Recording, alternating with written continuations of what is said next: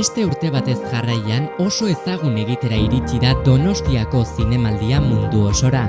Euskal Herriko lurrak zapaltzeko aukerak izan dituzte ona gerturatu zaizkigun mundu osoko hainbat famatuk.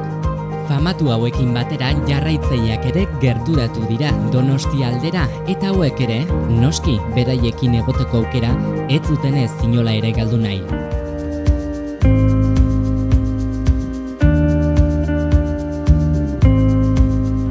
Judi Dench aktore britainiarrak Donostiako 76. zinemaldiaren 3. Donostia saria jaso du gaur. Festibalezko ohorezko sari garrantzitsuena Kursaal Auditoriumean eman diote 7:30 Red John filmaren emanaldiaren aurretik. Zinema britainiarraren dama handietako bat da Dench 7 aldiz izendatu baitute aktore onenarentzako Oscar sarirako eta 1989an irabazi zuen 2. mailako emakumezko aktore gisa Shakespeare in Love pelikulan egindako lanagatik.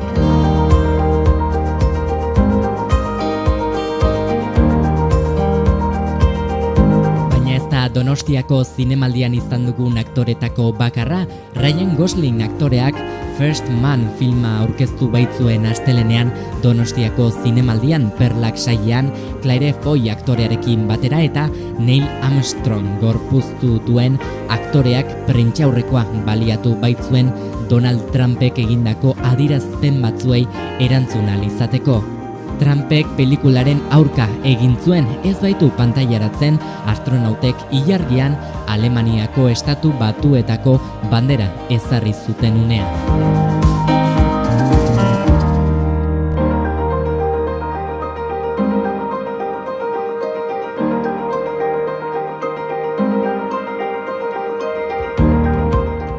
Irudi ikusgarriak utzi dizkigute beste urte batez ere Donostiako zinemaldiko unerik onenek.